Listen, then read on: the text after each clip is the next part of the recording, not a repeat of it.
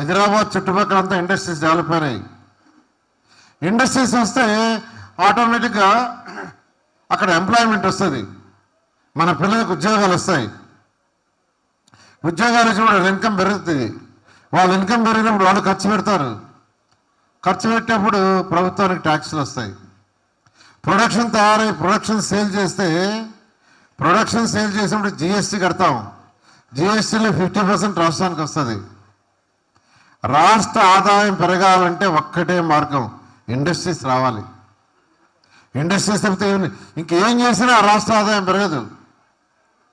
రాష్ట్ర ఆదాయం రావాలంటే ఇండస్ట్రీస్. ఈరోజు అమెరికా అవన్నీ వెల్ డెవలప్డ్, ఎందుకంటే ఇండస్ట్రియల్ రెవల్యూషన్ వచ్చింది అక్కడ. ఆ ఇండస్ట్రియల్ రెవల్యూషన్తో ఇండస్ట్రీస్ రాబట్టి వాళ్ళకి ఇన్కమ్ వచ్చింది. దాన్ని దూరదృష్టిలో పెట్టుకొని గవర్నర్ ముఖ్యమంత్రి గారు ఆ రోజు హైదరాబాద్ నగరంలో అనేక ఇండస్ట్రీస్ తీసుకొచ్చారు. వాటి ఆదాయం ఈరోజు అడిచేది. అయితే 14-19లో మనం ఏదైతే ఇండస్ట్రీస్ తీసుకొచ్చామో అవన్నీ వెళ్ళిపోయినాయి, భయపడి వెళ్ళిపోయినాయి.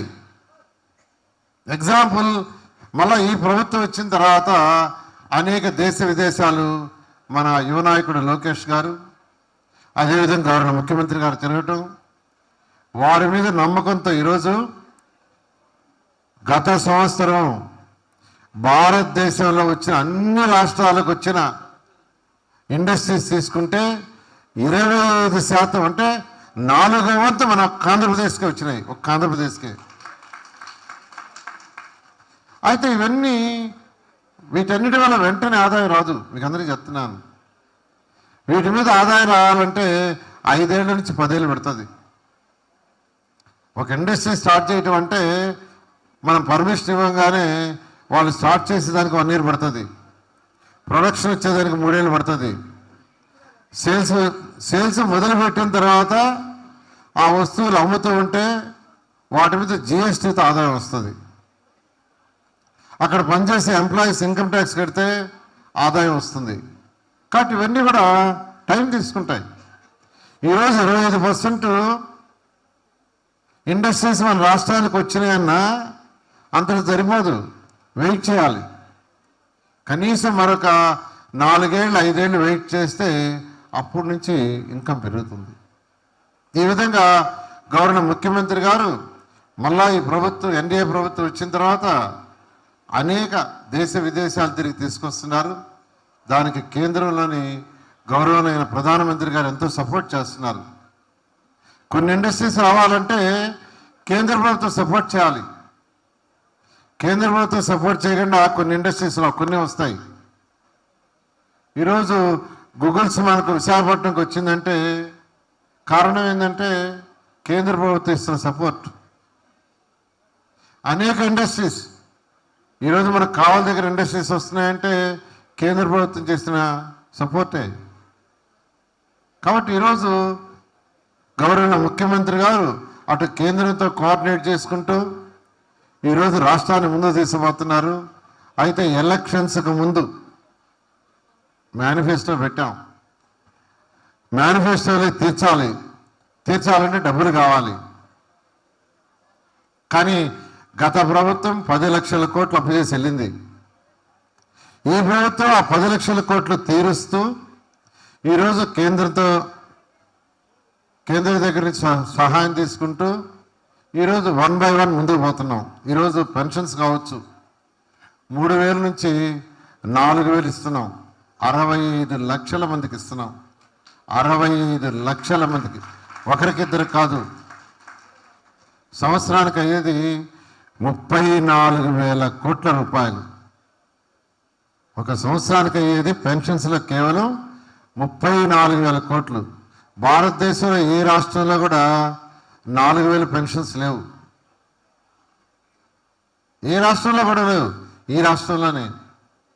అదేవిధంగా వికలాంగులకు కానీ లేదా బ్లడ్ మీద అటెండర్ సపోర్ట్ కావాల్సింటే వాళ్ళకి 15,000 ఇవ్వడం, ఇవన్నీ కూడా ఎలక్షన్స్కి ముందు ఏదైతే మాట ఇచ్చారో మాట తప్పకుండా చేయటం. అదేవిధంగా తల్లికి వందనంలో 67 లక్షల మంది పిల్లలకి ఇస్తున్నాం.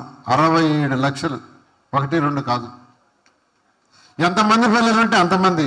ఇప్పుడే ఒక కుటుంబంలో 5 మంది పిల్లలకి పెన్షన్ ఇచ్చినట్టు కమిషనర్ గారు ఇప్పుడు తీసుకొచ్చారు.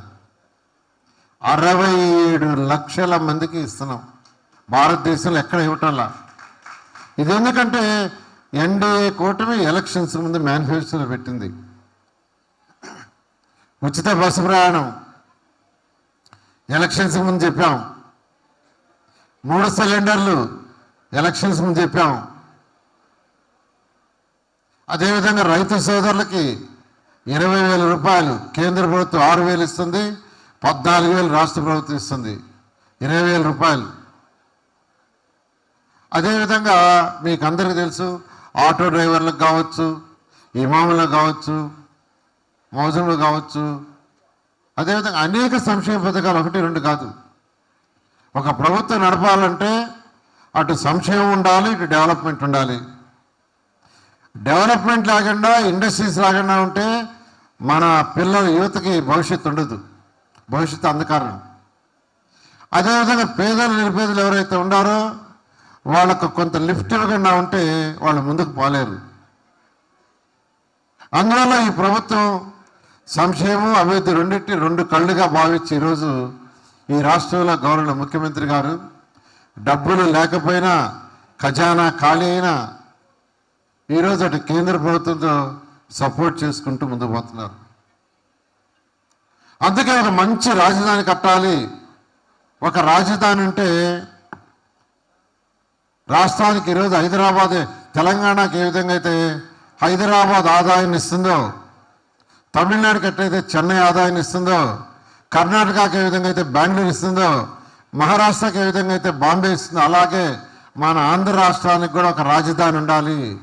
అక్కడ నుంచి ఇన్కమ్ జనరేట్ కావాలి, మిగతా అన్ని జిల్లాలకి పంచాలనే ఉద్దేశంతో ఈరోజు గౌరవ ముఖ్యమంత్రి గారు రాజధాని మీద ప్రత్యేకమైన దృష్టి సాధించి ప్రపంచంలో ఉన్న రాజధానుల్లో టాప్ 5లో ఒకటి కట్టాలని నిర్ణయించారు.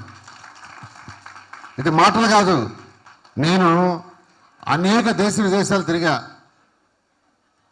నిన్న కూడా యాక్చువల్గా సింగపూర్, మలేషియా రాత్రి వచ్చా. అనేక దేశ విదేశాలు అమరావతి రాజధాని కోసం తిరిగా. గవర్నర్ ముఖ్యమంత్రి గారితో పోయాను ఎన్నోసార్లు. అక్కడ ఆ దేశాల్లో ఉండే రాజధానులన్నీ స్టడీ చేశాను.